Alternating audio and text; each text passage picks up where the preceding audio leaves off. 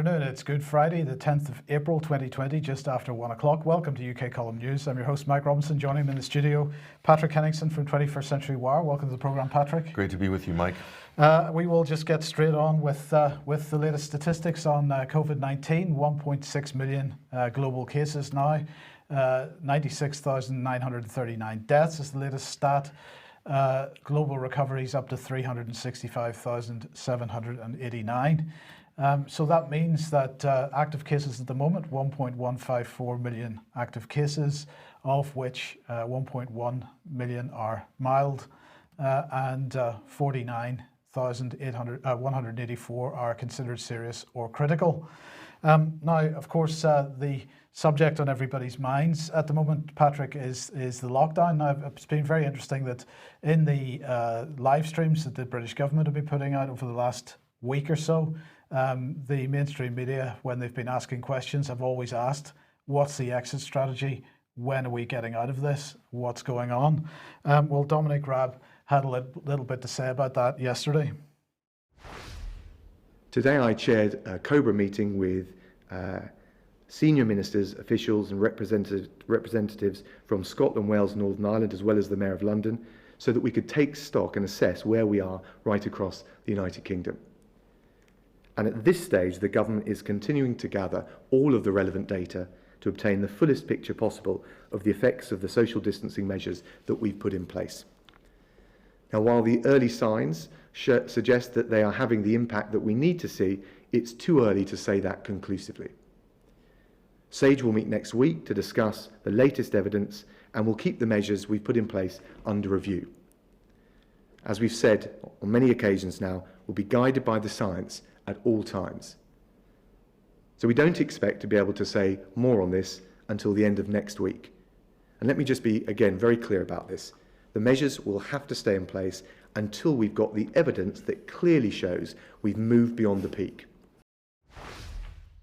So they're going to be guided by the science, Patrick. They're going to rely on the data. So let's just have a look at this data.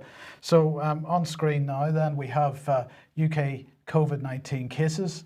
These, of course, are the numbers of people that have ended up in hospital that are confirmed cases. So, you know, what we see there is that there's a bit of a curve on that.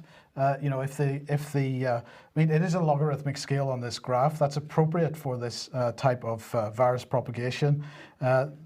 Linear scales, misleading, as Andrew was saying in last Friday's program, misleading in this case. So that's probably why the mainstream media likes to use them. But if we had a constant growth here, for example, it would be a straight line on a logarithmic graph like that. Now, thankfully, it hasn't grown as it seemed to imply in the early stages. It hasn't even grown at this rate, Patrick, which is significantly less slow growth. So you can see that it's growing slower than a constant rate. And just to be clear, when you're talking about growth rates, Mike, you're talking about the rate of acceleration, right? Yes. Right. And so what happened when they introduced the lockdown? Well, this was the date of the lockdown, the 24th of March. And as you can see there, if you look at these statistics, it does appear that the lockdown has had some positive effect because the growth is slowing since the lockdown. But there's a pretty big caveat on this because, as it says in the brackets at the top there, these are notified cases. These are people that have appeared in hospital with symptoms and the hospital has agreed that they have the disease. Now, as many of the mainstream press have been pointing out over the last couple of weeks, of course, you could be asymptomatic for a couple of weeks before you display any symptoms. So in order to see whether the lockdown has actually had any effect, we need to move these statistics back from the date of notification to the date of we'll just show the gap there, but to the date of onset. So this is we've moved the data to the left by 2 weeks because this is probably when people got the disease in the first place. Or most people. Most people, yes. Around February 15th, right? Right, and so we can extrapolate that out. Now that's an extrapolation. It's not accurate. We don't know what's going to happen in the next couple of weeks, but it shows the trend in the curve. And when we add on the lockdown on the 24th of March, then we find that in fact, if you look at that, the cases were already coming over the top of that curve well before the lockdown was announced.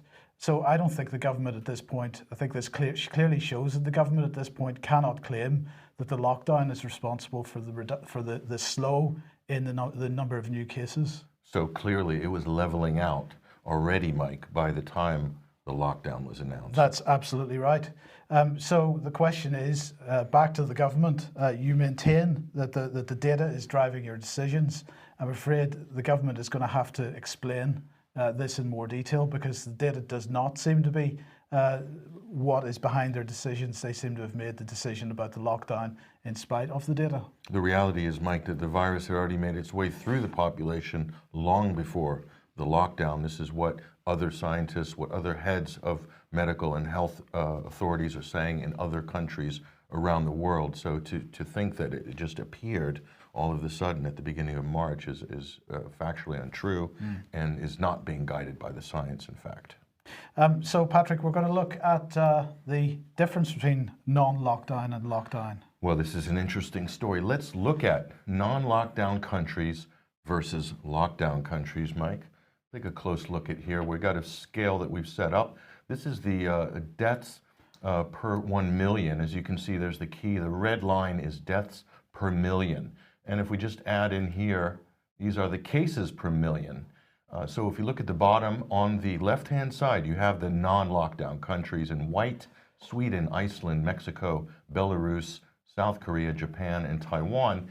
And on the right, Mike, you have the lockdown countries, starting with the main European countries, the UK, France, Germany, Spain, Italy, Belgium, and also the United States we threw in there as well. And what's interesting in looking at this graph, Mike, comparing the non-lockdown countries to the lockdown countries, surprisingly, Mike, the non-lockdown countries have much lower deaths.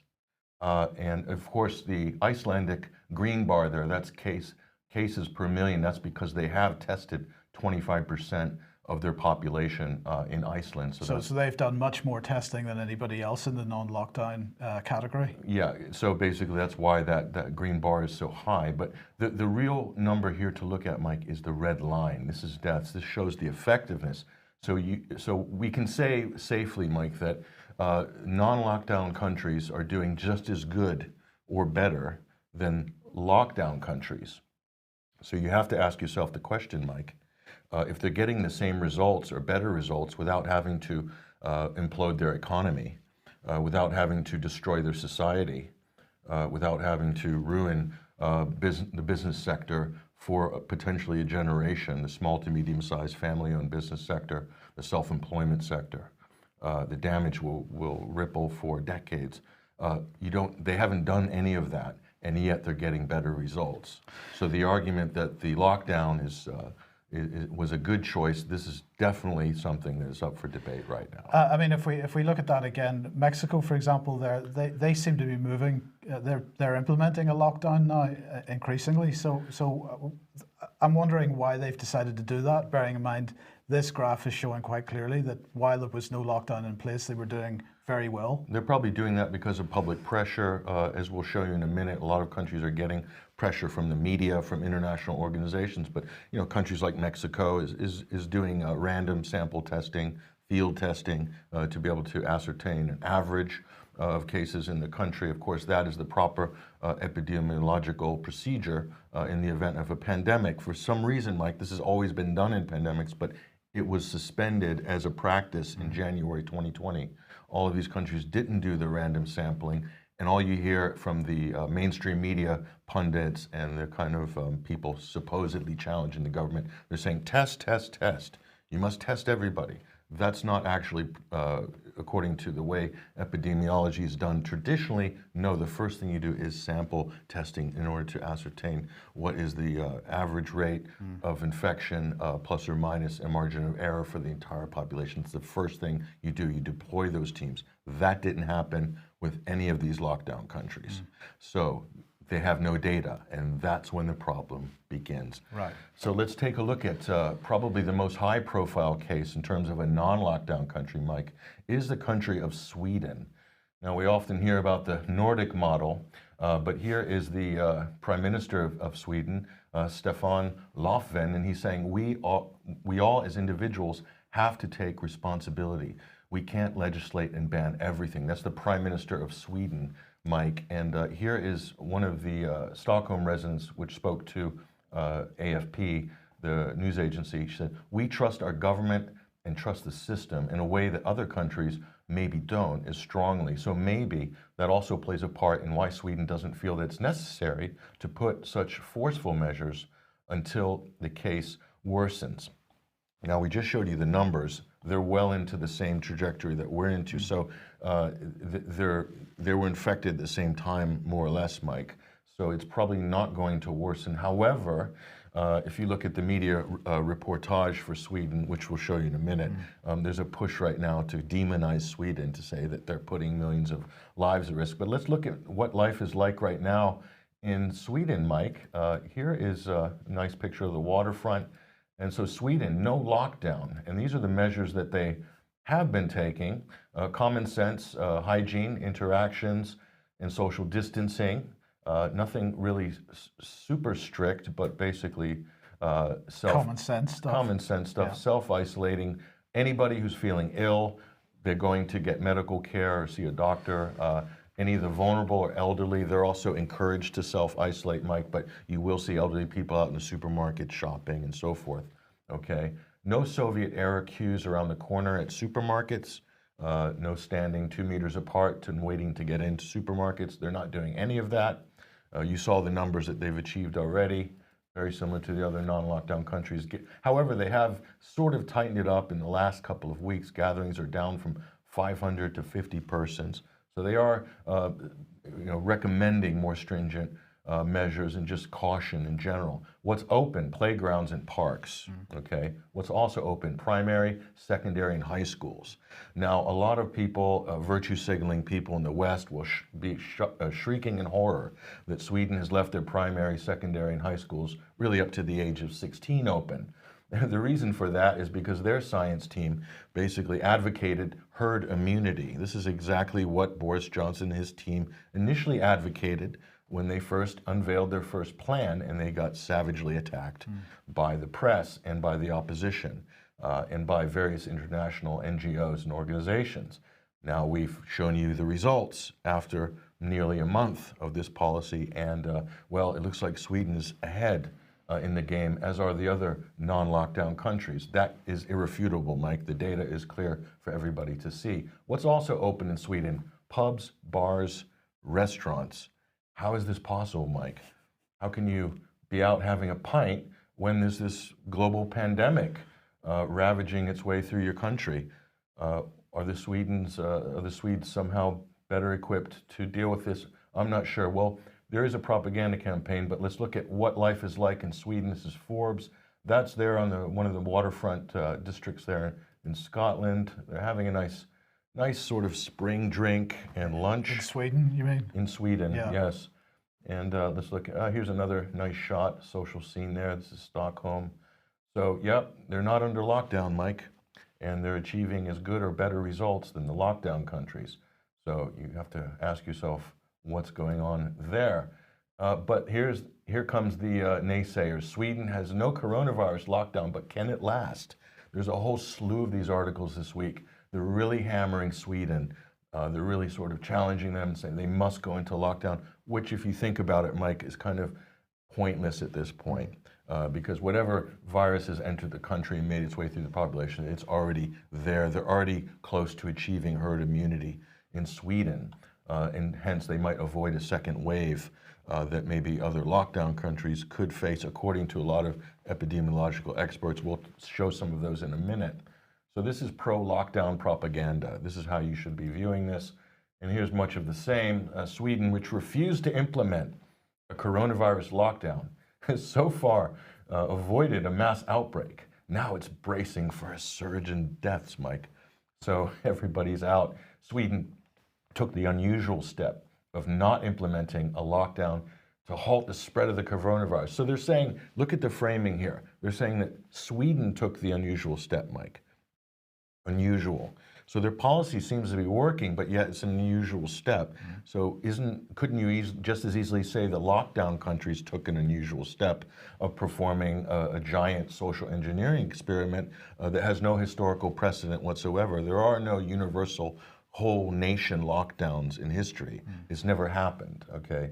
So, and again, the country urged people to practice social distancing, but left places like shops and restaurants open, dangerous places, and breaking the model, followed by countries across Europe and the world. They broke the model of the lockdown, says Business Insider. How dare the Swedes even do that? And this is, again, pro-lockdown propaganda. And so here's The Guardian, as ever, one of the great journalistic paragons, The Guardian. Their headline is, "They are leading us to catastrophe. Sweden's coronavirus stoicism begins to jar." And look at the picture they have of all the beds lined up there. Sweden is playing Russian roulette with its population. That's from another Guardian article before this, Mike. Again, this is pro-lockdown propaganda. They are targeting Sweden, all of these mainstream media reports, Mike. It's obvious. There's a whole wave of them. If you just Google Sweden and lockdown or no lockdown, you'll see exactly this. So this is what some of the Swedish officials have to say here. Here's Anders Tegnell. He's Sweden's chief epidemiologist. He's saying, "There is no evidence whatsoever that doing more at this stage would make any difference. It's far better to introduce stringent measures at very specific intervals and keep them running for as little time as possible." Now, this is the opposite of what we just heard from Dominic Raab. Absolutely. And again, going back to the numbers, it seems that Sweden is outperforming the lockdown countries, as is Iceland, Mexico, Japan, Belarus, South Korea, and Taiwan. So you have to ask yourself again, what is going on here?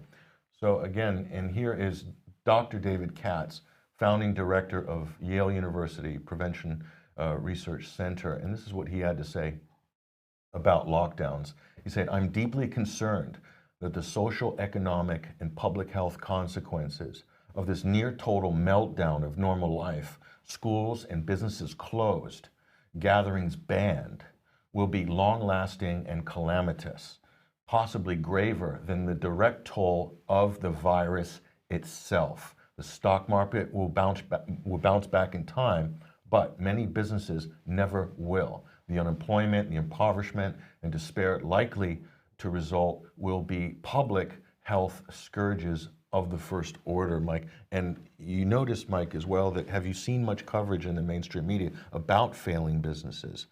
Very, very little. I mean, they have now announced the United States unemployment figures, which are really at 1920s, 1930s levels in terms of, this is a depression you're entering into in the United States rather than a recession. 17 to 20% unemployment right now this week that they're looking at, and that's going to get worse. So, but no stories about the lives ruined, millions of lives ruined in terms of businesses, family businesses that have been in the family for generations, Mike. Historic pillars of the community have been wiped out by this choice, this voluntary choice to implode the economy and shut society down, okay?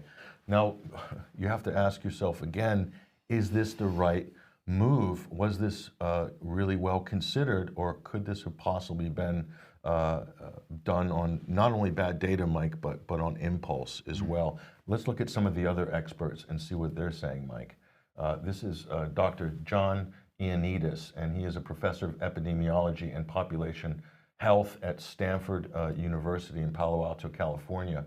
And he's saying what we know based on some theory and empirical observations is that when you have a lockdown or shelter in place, you hope to diminish the very rapid dissemination of the virus in a wider community, but you run the risk at the same time of a lower scale, but still pretty substantial dissemination of the virus within these closed spaces.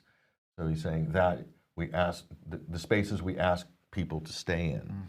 So he's basically saying that there's a danger that you can actually prolong the life of the virus by running lockdown and self-isolating scenarios on the whole population. And he continues here, Mike, and this is quite a stunning statement by Dr. Ioannidis. This was from Journeyman Films, by the way.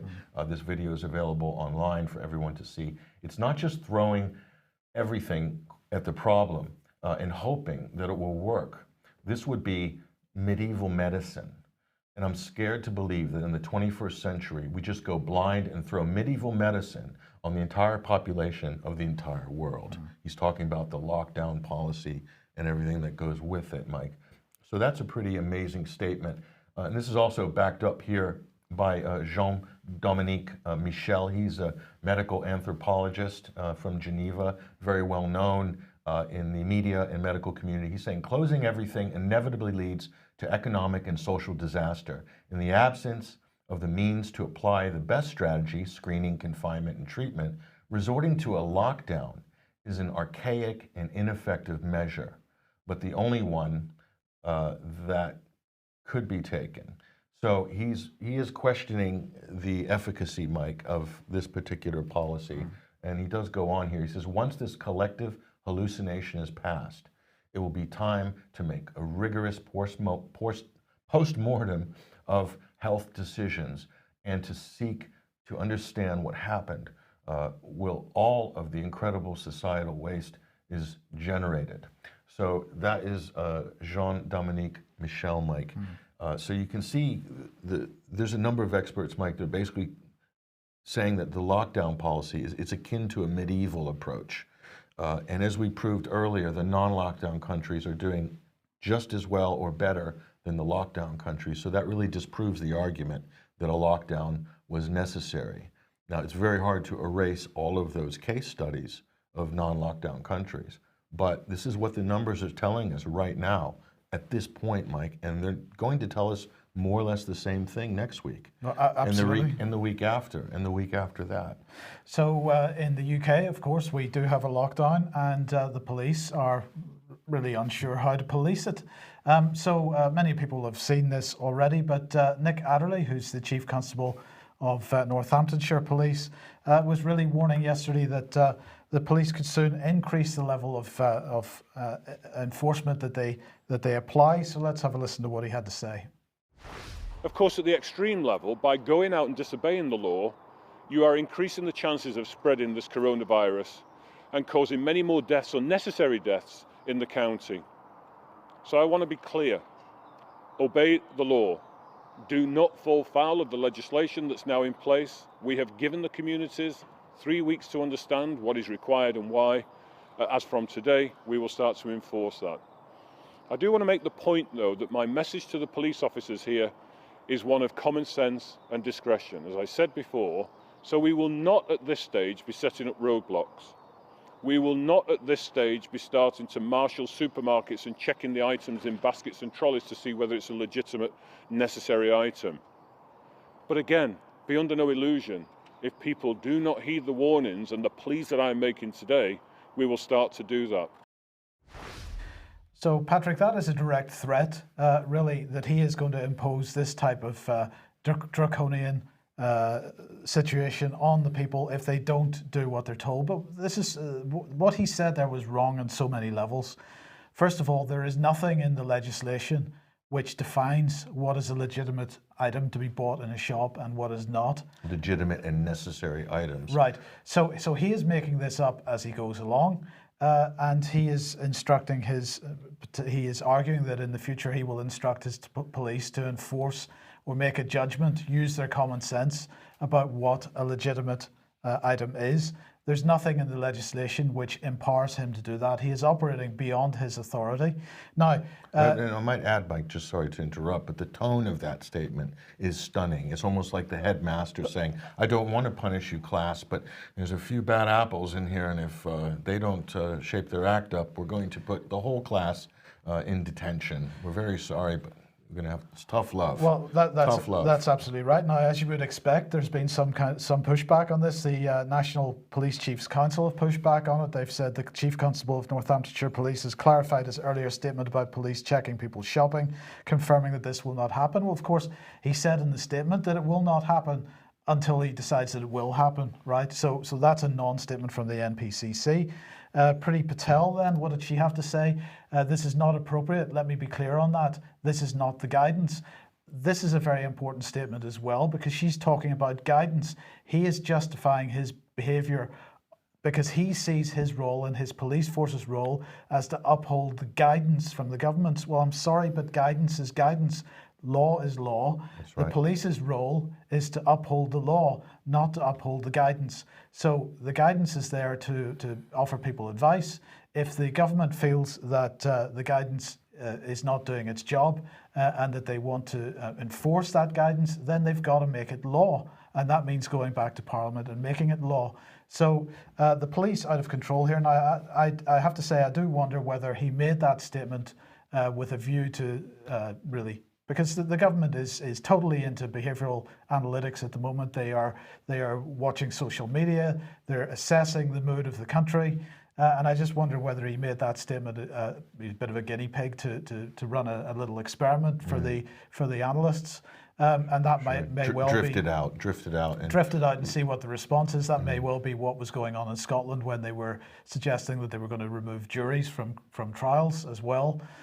So that is a possibility, but nonetheless, the police have to be forced, required to do their jobs, not to operate outside their authority. This has to end. And Patrick, you were on the Hoe yesterday, and what do we have here? Well, this is a police van flanked by two officers, basically doing a sweep to make sure nobody is sitting on the park benches on the first real day of spring coming into the Easter weekend.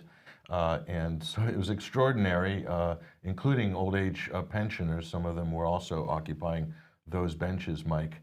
But that was what was happening out in one of the most beautiful spots really in the country. So the park benches all have yellow and black tape on them? Yeah, the ones in the foreground they've been taped up, but the ones in the background, you are permitted to sit there, but not for long, and not if there's a police patrol in the area. So, and here is also one of the officers with his remote control flying a drone overhead simultaneously at the same time. I can't imagine what the drone was doing, but I suppose it was filming, Mike. Residents there. I mean, it's probably the one place where you don't need a drone really is the Plymouth waterfront. Right. It's got the best visibility of anywhere in the city. Anywhere Absolutely. in the city. So for all the children who want to go and roll your Easter eggs this Easter weekend, we're sorry to say that's probably not going to be permitted. But if you want to go out and watch the police playing with the drones, that's permitted. Devon and Cornwall police selling tickets for that, are they? But don't stay stationary. Make sure you keep moving while you're watching. Yes. So what is Professor Witkowski saying? Yes, this is Professor Knut Witkowski, and he is the former head of biostatistics, epidemiology, and research design at Rockefeller University. And this is what he has to say about being outdoors and respiratory diseases. He says, for a respiratory disease, the flu ends during springtime. People spend more time outdoors because outdoors, the virus cannot easily spread. He said that is a form of containment, spending more time outdoors. This is one of the top epidemiologists really in the United States as well. This is also on Journeyman Films. You can find his interview online. And basically he rounded this out, Mike, by saying, going outdoors is what stops every respiratory disease. And that's interesting, Mike, because this is what a lot of scientists are saying, but some of the governments are saying the opposite. They're saying, no, the weather's getting warm, the sun's out, but you need to stay indoors more now. This is the message that's coming from some governments in Europe and also in the United States. But it's no lockdown. The end to the lockdown is not in sight. This is the I newspaper yesterday telling us that. Patrick? It's unbelievable, Mike. You would see this on a national daily newsstand. The Orwellian overtones. Well, the Orwellian overtones, indeed. I mean, we'll just remind everybody what 1984, the movie, looked like. It's just incredible where we're going with this. But look, we've been warned about this for a number of weeks now.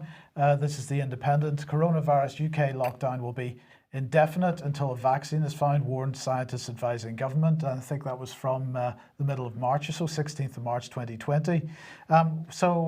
Indefinite until a vaccine is found. How could they make such a claim? I have to ask, Mike. How could they make such a? That's not a scientific claim. No, it's not. It's not. But of course, this is the newspaper reporting that, so you don't know exactly what was said. But nonetheless, this is the message that's being given out. Well, good news, Patrick, because we mentioned this a few days ago, but it's now happening. New COVID-19 test labs. The first one has been opened. Matt Hancock has opened that. The biggest diagnostic lab network in British history is how he's describing it. And so he's opened a new site in Milton Keynes. This is the first of 3 lighthouse labs to be set up across the country, which will dramatically increase the number of coronavirus tests that can take place each day. Each lab will have the capacity to test tens of thousands of patient samples, and prioritising NHS staff is the beginning of that so that they can get these people back to work, is what they're claiming. But ultimately, Patrick, I think we're heading towards everybody being tested because, of course, we're not going to be allowed out again. Seems to be the message that has been running through, a thread that's been running through all the live streams from the beginning, without our immunity passport. And we can only get an immunity passport if we've had a test. But maybe that won't be enough because this was from Bloomberg yesterday. Coronavirus may reactivate in cured patients, according to the Korean CDC. Will it be sufficient to have a test and a passport? Probably not. I think we're heading towards mandatory vaccination on this. Let me comment on this, Mike.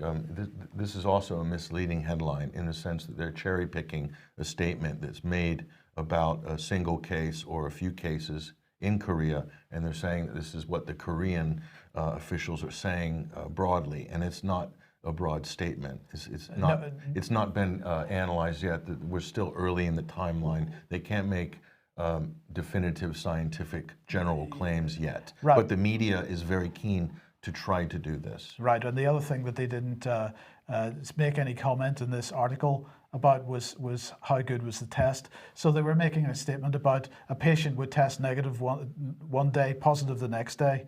And well, was that an aberration in the test?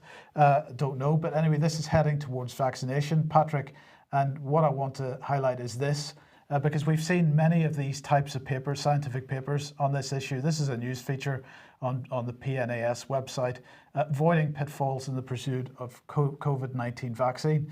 So let's just have a look at this. As they race to devise a vaccine, researchers are trying to ensure that their candidates don't spur a counterproductive, even dangerous immune system reaction known as immune enhancement.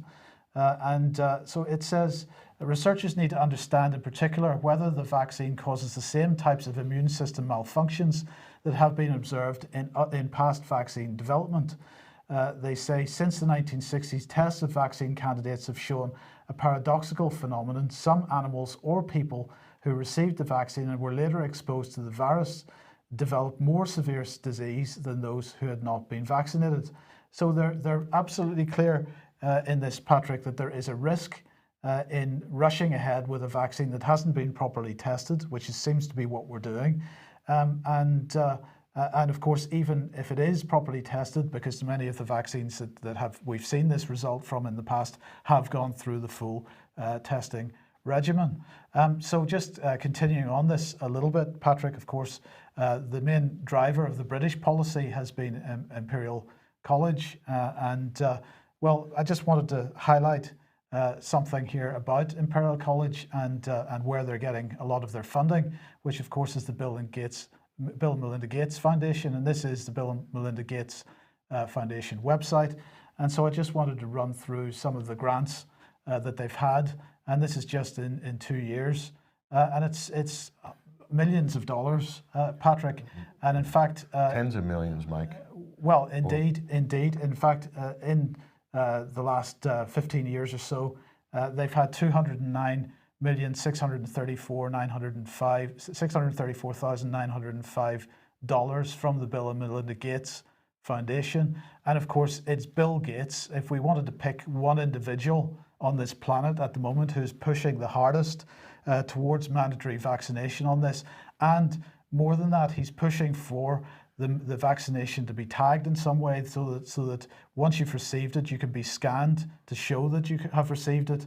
So this is equivalent to an immunity passport then. A digital certificate, he's calling it. Yeah, right. But we don't know what form that's going to, what form he wants that to take. But Microsoft is involved in ID 2020, Mike, which is a broad program to sort of design and solve the problem of that digital ID, right, or that virtual ID problem. So that, and again, Microsoft this is Bill Gates' company. He might not be running it now, but you can't deny the association there. So there's a huge incestuous relationship between these various organizations and a massive conflict of interest with Imperial College here, I think. And Imperial College is the ones who delivered the doomsday modeling that caused the government to change its policy early on, Mike. Right. They intervened.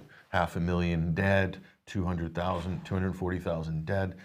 Neil Ferguson and these same people that also brought us the foot and mouth debacle under the Blair government. And a lot of people forget about that. And we're starting to see a lot more similarities, Mike, between the fallout of foot and mouth as it affected Cumbria, right, and the Pennines, and the fallout from this lockdown, which will not just affect one area, Mike, but the whole country and the international economy as well, and trading partners, and absolutely, the collateral damage is impossible to measure at this point. Absolutely. Now, if you like what the UK Column's doing and you would like to support us, then please head over to ukcolumn.org/community. There are options to help us out there.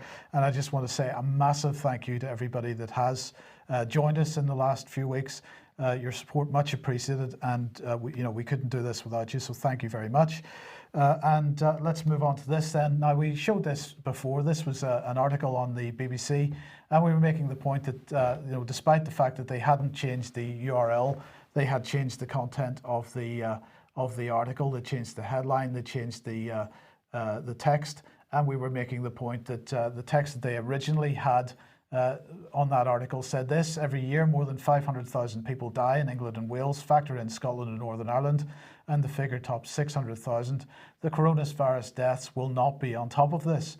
Many will be within the normal number of expected deaths. It was a point conceded by Sir Patrick, that's the government's expert on this, at a press conference on Thursday, when he said there would be some overlap between coronavirus deaths and expected deaths. He just didn't know how much overlap. Well, in the new version of that article, Patrick, they are quoting Sir David Spiegelhalter, who's from Cambridge University, who's saying many people who die of COVID, the disease caused by coronavirus, would have died anyway within a short period, and that's very sad, but that's his position. So I just wanted to highlight a graph that they've put on this page, which is showing the normal male death rate, the normal female death rate, and the coronavirus death rate. And the point is, they all show the same trend. So what he is saying here, and this data has come from Sir David Spiegelhalter, and what he's saying here is coronavirus, there's nothing abnormal about it. There's nothing unusual about it. It is behaving absolutely within the normal bounds of death in the country. So what you're saying, Mike, is they're both tracking each other. There's really no variation. There's no variation. There's nothing special about this at all. And this is sort of highlighted here, Patrick, by this article from Italy. And we'll just translate it for you. Coronavirus in Treviso. The comparison, deaths in hospital like last year. So the total number of deaths in the Treviso hospitals in the first 3 months of 2020 is in line with that of previous years. The data is incontrovertible, the interpretation open to question. Now, the reason they're saying that is because they then go on to ask, would the numbers have been different in the event that Italy had not carried out its lockdown? So that's the question, that's the open to question part there. But they're saying quite clearly the data is incontrovertible. The situation in their hospitals in the north of Italy were exactly the same this year as it was in the previous years, but we were using the Italian situation as justification for taking the draconian measures that have been taken in this country. And yet every time there's a statement coming out from Italy at the moment, it's demonstrating that either the numbers were overestimated, or or the situation was absolutely what they've seen in previous years. And not only that, Mike, the computer modeling team, like Neil Ferguson and these people who were trying to predict the death total in the UK, Mike, they were also going on a case fatality rate that was hugely inflated, Mike, and looking at Italy and places like this where they didn't have the data, they hadn't done random sampling testing nationally. They hadn't done a lot of testing, period. So the case fatality rate, of course, that's people carrying the virus versus those who have died of it. It wouldn't have been known, Mike, but it looked a lot bigger than it was. That fed into the modeling clearly from Neil Ferguson and these people, and so they came up with this gigantic doomsday prediction that has no basis at all in actual reality. But now we've got a bit more propaganda from The Guardian. Again, hundreds of UK care home deaths not added to the official coronavirus toll. And they're suggesting that industry body estimates up to 1,000 people may have died in care homes so far, because that doesn't happen normally, Patrick. And they're saying more than 120 residents of the UK's largest charitable provider of care homes are thought to have died from the virus in the last 3 weeks. Thought to have died. These people haven't been tested. They haven't been, there's been no autopsies done, so they don't know. They can only think about it. While another network of care homes have reported 88 deaths. So what is this really about, this article? Well, this again... This is a talking point that's being pushed out right now, isn't it? But in this case, the article is about this. Reliance on registered death certificates means ONS data on COVID-19 deaths to care homes lags behind other figures. Right. So what they're really doing is trying to reinforce the narrative that we've seen in the last few days. Began with Channel 4 News on Tuesday, that there's some disparity in the ONS statistics because they're delayed. The ONS statistics are delayed, but that doesn't change the ultimate picture. And but what we did see, as we reported on Wednesday's programme, is that the ONS then, clearly under pressure because of this situation, have brought some statistics forward from the next release that they do next week into the release that the statistics release that they issued this week. So we see that the ONS is starting to experience some kind of external pressure on this. And the other point to make on this, Patrick, is that in the past, if we look at flu statistics, and we've had statements from Public Health England on the numbers of flu deaths and so on, those numbers have always been higher than what the Office for National Statistics have shown.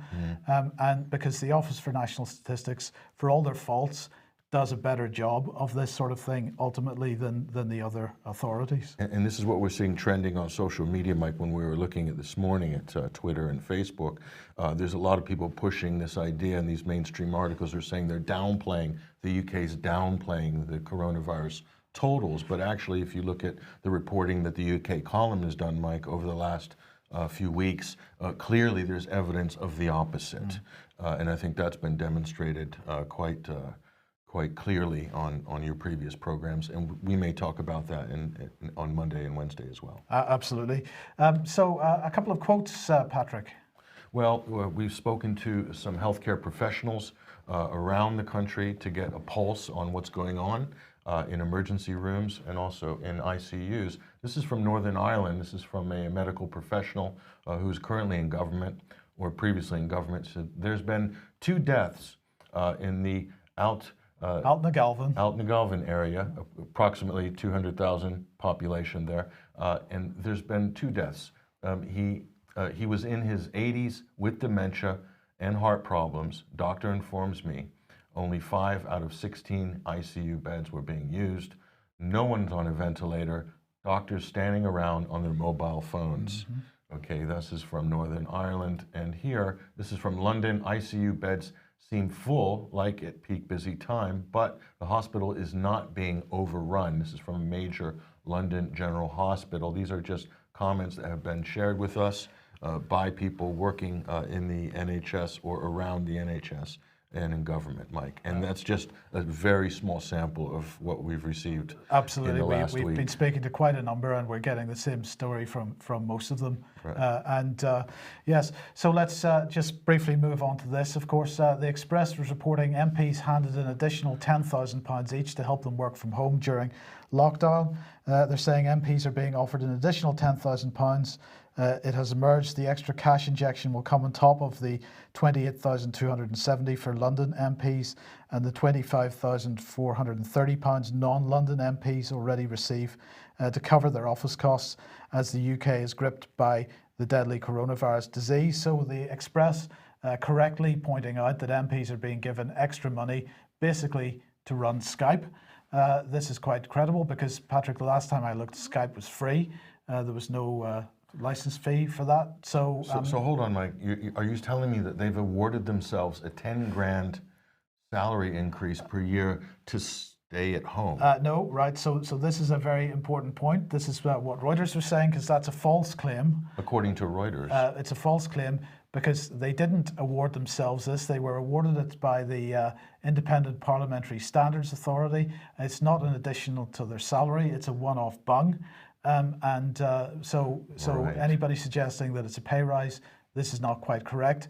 But nonetheless, what the Reuters has done here with this headline, false claim, British MPs award themselves extra 10,000 in expenses.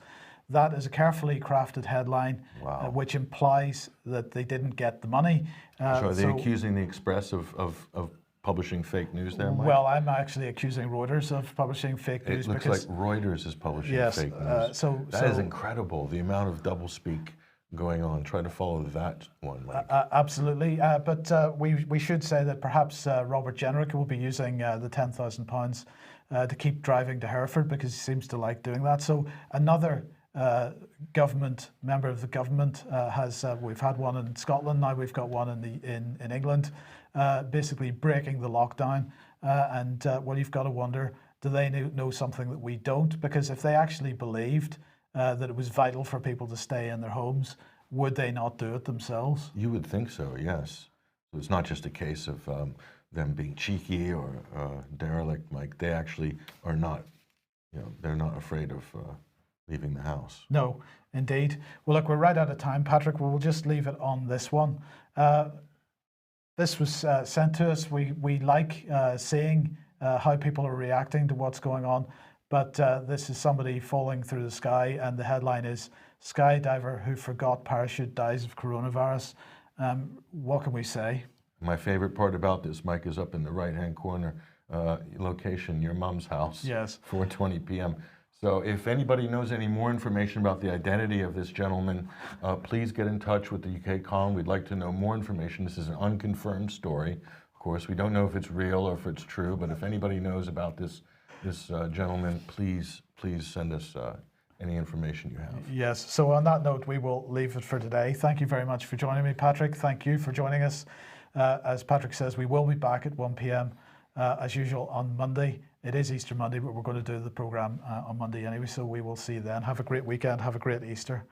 See you then. Bye-bye.